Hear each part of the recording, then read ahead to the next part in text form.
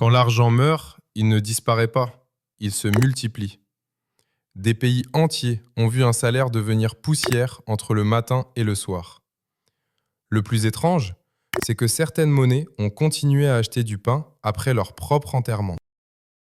L'effondrement du mandat français de 1796. À la mi-août 1796, vous entrez dans un marché parisien et votre argent perd 4,77% de sa valeur chaque jour. Tous les 15,1 jours, les prix ont doublé. Depuis mai 1795, la France révolutionnaire s'enfonce dans l'inflation. D'abord avec les assignats, ce papier censé être garanti par les terres confisquées à l'Église. Mais la confiance disparaît. Une terre imprimée sur un billet ne remplit pas un étal de pain quand plus personne ne croit au billet. Dans les files d'attente, les clients comptent ce qu'il leur reste. Dans les ateliers d'imprimerie, on produit encore du papier. Sur les marchés bondés de Paris, les salaires courent derrière les prix et arrivent déjà à bout de souffle. Alors l'État reprend la même promesse ruinée, lui colle un nouveau nom et l'appelle mandat territorial. C'est cette monnaie qui s'effondre maintenant le plus vite, à 304% par mois. Vos économies deviennent du papier froissé,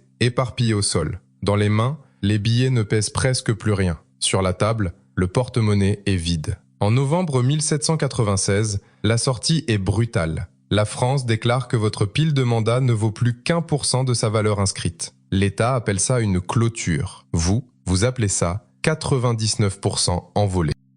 Le krach de l'Inti lors du Fuji Shock au Pérou en 1990. Après le dernier effondrement monétaire, le Pérou a gravé le taux de change comme un constat final. Un nouveau sol pour 1 million d'Inti. En remontant le fil, on retrouve la catastrophe qui attendait Alberto Fujimori le jour de son investiture, le 28 juillet 1990. Alan Garcia avait passé la fin des années 80 à bloquer les prix par décret, pendant que les déficits, les impayés de la dette, le contrôle des changes et la monnaie créée par la Banque centrale vidaient les rayons des épiceries et poussaient les Péruviens vers un marché noir où le prix du dollar rendait le taux officiel irréel. Dans les rues de Lima, on comptait les billets à la main, on échangeait au coin des trottoirs, et sur les étals de marché, le choc des prix se lisait avant même qu'on l'annonce. Le pays avait déjà craqué une première fois. En septembre 1988, l'inflation mensuelle avait atteint 114%, au milieu de marchés bondés et de rayons désespérément vides. Puis le Fuji Shock est arrivé. Les contrôles ont sauté, la stabilisation a commencé, et la population a payé tout de suite. En août, l'inflation a grimpé à 397%.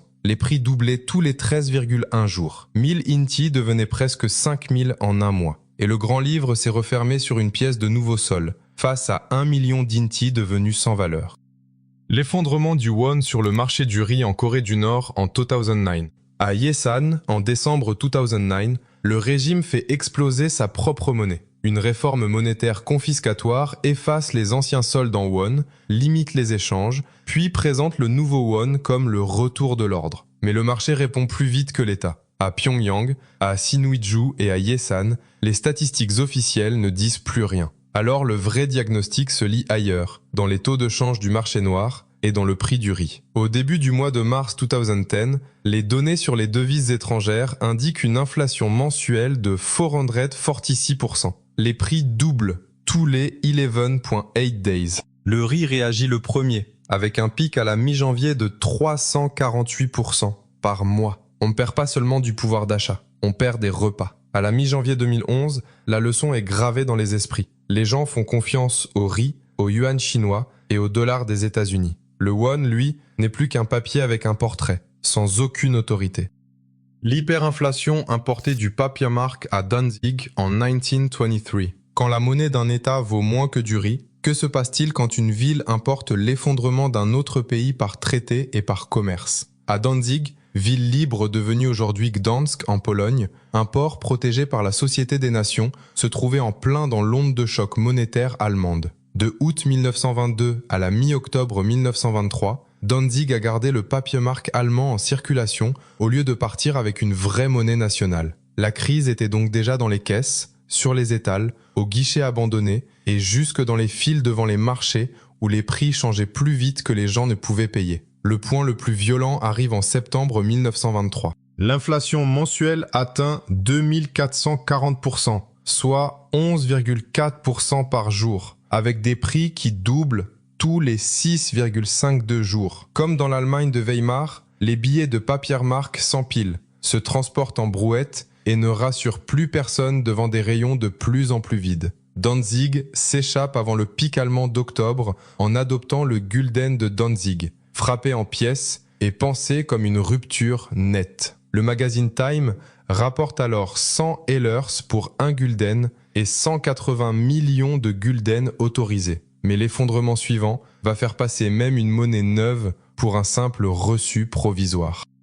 L'effondrement du yuan or de la Chine nationaliste en 1949. En avril 1949, à Shanghai, les prix doublent tous les 5,34 jours. Votre salaire n'est plus un revenu, c'est une réserve qui fond entre vos mains. Il faut le dépenser aussitôt, l'échanger contre du riz, de l'argent métal, des devises étrangères, contre n'importe quoi qui aura encore une valeur la semaine suivante. Sur les marchés bondés, les billets passent de main en main comme s'ils brûlaient déjà. Les étals se vident, certains commerçants ferment boutique, d'autres refusent les coupures nationalistes au guichet comme au comptoir. L'effondrement avait commencé en octobre 1947, quand l'État nationaliste s'est mis à financer la guerre civile à coups de planches à billets, jusqu'à fissurer la confiance dans le Fabi. Puis, Chiang Kai-shek a tenté de rendre le papier respectable en lui donnant un nom doré. En août 1948, le gouvernement remplace 3 millions de Fabi par un yuan or. Le nom n'a rien sauvé. Tandis que les soldats nationalistes reculaient et que les armées communistes approchaient de Shanghai, les prix de gros grimpaient jusqu'à 5070% par mois, soit 14,1% par jour. À la mi-mai 1949, le yuan or n'était déjà plus qu'un reçu de plus, signé par un gouvernement en train de perdre la partie. Le désastre de la drachme d'occupation grecque de 1944. En octobre 1944, les prix grecs grimpaient de 13 800% par mois. On ne faisait plus un budget. On courait jusqu'aux commerçants avant que la balance ne dise déjà trop tard. L'occupation de la Grèce par l'Axe avait commencé en avril 1941 et le mécanisme était brutalement simple. Les forces d'occupation prenaient les récoltes, le bétail, les voies ferrées, pendant que les autorités imposaient aux institutions grecques, jusqu'à la Banque de Grèce, de financer les frais d'occupation avec des drachmes fraîchement imprimés. Dans les marchés, les étals se vidaient, les rails étaient endommagés. À Athènes, les fils pour un peu de nourriture s'allongeaient dans des rues presque abandonnées. L'approvisionnement s'est effondré et la famine a suivi. L'hyperinflation a duré de mai 1941 à décembre 1945. Mais son sommet ressemble à un constat froid après coup. 17,9% d'inflation par jour. Les prix doublaient tous les 4,27 jours. On tenait du papier dans la main. Les vendeurs voulaient de l'or. Selon la Banque de Grèce, le coût de la vie avait été multiplié par 2,3 milliards à cette date d'octobre. Le 5 novembre, le dernier billet de l'occupation valait 100 milliards de drachmes. 5 jours plus tard, une nouvelle drachme achetait 50 milliards des anciennes drachmes. Ce n'était plus de l'argent, c'était le reçu d'une occupation. La spirale mortelle du Papiermark dans l'Allemagne de Weimar en 1923. En novembre 1923, un seul dollar américain valait 4,2 billions de marks. Avant la Première Guerre mondiale, il en valait 4,2. C'était l'autopsie du Papiermark. L'Allemagne avait détaché son marque-papier de l'or, puis les dettes de guerre et la pression des réparations ont vidé le budget jusqu'à l'épuisement. En janvier 1923, les troupes françaises et belges ont occupé la Ruhr. Berlin a demandé aux ouvriers de résister sans violence, puis les a payés tout en comblant ses déficits avec toujours plus de billets imprimés. Chaque sauvetage versait de l'huile sur le feu. D'août 1922 à décembre 1923, les prix n'ont plus grimpé. Ils ont explosé. En octobre, ils ont augmenté de 29 500% en un seul mois, soit 20,9% par jour. Les prix doublaient tous les 3,70 jours. On allait chercher sa paye à midi parce que le soir, les mêmes liasses achetaient déjà moins. Dans les marchés bondés, les étiquettes changeaient sans cesse. Les brouettes de billets remplaçaient la monnaie d'or d'autrefois, les rayons se vidaient et la Reichsbank faisait tourner ses presses. Des coupures ont atteint 100 billions de marks. Les villes imprimaient du Notgeld sur du papier, du carton, parfois même sur de la soie. Puis un Rentenmark a remplacé 1 billion de papier-mark. Le Rentenmark a tenu parce que l'Allemagne n'avait plus rien à gonfler. La disparition du dinar de guerre de 1994 de Republika Srpska. En janvier 1994, une étiquette de prix pouvait devenir fausse avant même la fin de la semaine. En Bosnie-Herzégovine, la Republika Srpska faisait tourner une monnaie de zone de guerre, le dinar de la Republika Srpska, émis par sa banque nationale, pendant que l'entité tentait de financer une économie sous pression militaire. Dans les rayons presque vides, aux caisses désertées, les billets perdaient leur sens entre les mains de ceux qui les tenaient encore. Anke et Cruz situent l'hyperinflation entre avril 1992 et janvier 1994, lorsque l'inflation mensuelle a atteint 297 millions %. Cela revenait à 64,3% par jour, avec des prix qui doublaient tous les 1,41 jours. On ne perdait pas seulement ses économies, on perdait la capacité même de les mesurer. Même les traces administratives ont presque disparu, ne survivant plus qu'à travers des annonces statistiques publiées dans le journal officiel de Banja Luka, loin des marchés abîmés et des bâtiments en flammes de Sarajevo. Le 19 février 1994, le dinar a été retiré de la circulation. Mais juste à côté, un brasier plus vaste brûlait déjà plus fort.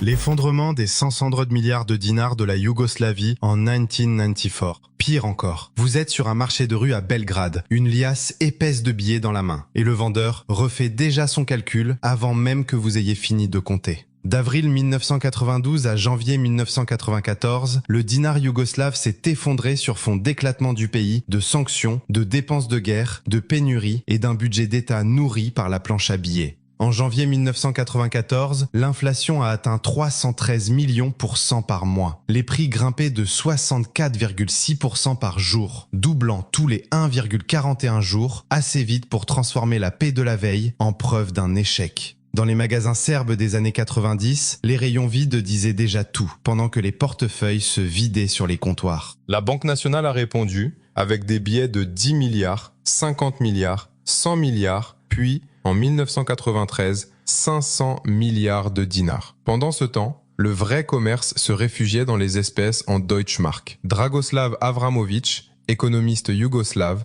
a rattaché un nouveau dinar au Deutschmark le 24 janvier 1994. Mais un autre effondrement allait encore faire passer celui-ci pour une comptabilité presque vivante. L'effondrement du Zimbabwe en 2004 avec le billet de 100,000 milliards de dollars. Pire encore, que se passe-t-il quand 1000 milliards ne paraît même plus énorme, alors que vous attendez devant une banque? De mars 2007 à la mi-novembre 2008, le dollar zimbabwéen est devenu le symbole moderne d'une monnaie rattrapée par la réalité. Au plus fort de la crise, les estimations reconstituées situaient l'inflation à 79,6 milliards pour 100 par mois. Les prix grimpaient de 98% par jour et doublaient toutes les 24,7 heures. À Harare, les files s'allongeaient devant les banques, les rayons des supermarchés se vidaient et les liasses de billets perdaient leur sens plus vite qu'on ne pouvait les compter. La série officielle des prix s'était déjà arrêtée en juillet. Alors les économistes ont suivi les débris autrement, grâce aux actions All Mutual, échangées à la fois à Harare et à Londres, en comparant l'écart entre les deux marchés pour déduire le taux de change du marché noir. L'État a imprimé des billets de 10 000 milliards, de 50 000 milliards, puis de 100 000 milliards de dollars. Ce dernier, selon le FMI, reste la plus grande coupure jamais émise. Au début de 2009, les gens étaient déjà passés aux espèces étrangères, surtout au dollar américain, pendant que les anciens billets zimbabwéens finissaient abandonnés. La monnaie nationale n'avait pas seulement échoué, elle était devenue le reçu du prochain effondrement à venir. L'apocalypse du penge hongrois de 100 millions de B en 1946. Pire encore, la Hongrie a repris le même remède de la planche à billets et cette fois, il est devenu fatal. Après la Seconde Guerre mondiale, l'État devait 300 millions de dollars de réparation soviétique, tandis que Budapest portait encore les traces des bombardements et que les recettes fiscales arrivaient trop lentement pour compter. Alors le gouvernement a payé avec de nouveaux pengos. Dès août 1945 à juillet 1946, la Hongrie a connu la pire hyperinflation jamais mesurée. En juillet, l'inflation mensuelle a atteint 41,9 quadrillions %. Chaque jour, elle montait de 207%. Les prix doublaient toutes les 15 heures, si bien qu'un salaire touché le matin ne valait déjà presque plus rien au dîner. Les billets ordinaires sont devenus des 1000 pengos, puis des B-pengos, jusqu'au billet de 100 millions de B-pengos, qui représentaient en théorie 100 quintillions de pengos. Dans les rues, des liasses entières ne pesaient plus grand-chose. Les rayons des épiceries se vidaient, les bureaux de change tentaient de suivre, et certains billets finissaient abandonnés sur le trottoir. Le 1er août 1946, le forain est arrivé. Un seul forain valait 400 octillions de pengo. Ce n'était pas une conversion, c'était un enterrement.